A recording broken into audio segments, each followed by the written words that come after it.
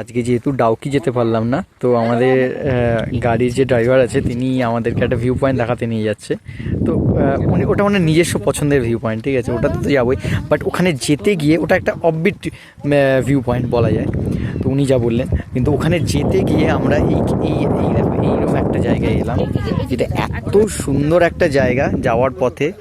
এই দেখো পুরো দেখো মেঘের ওয়েদার, আর হচ্ছে এরকম ভ্যালি, এই দেখো।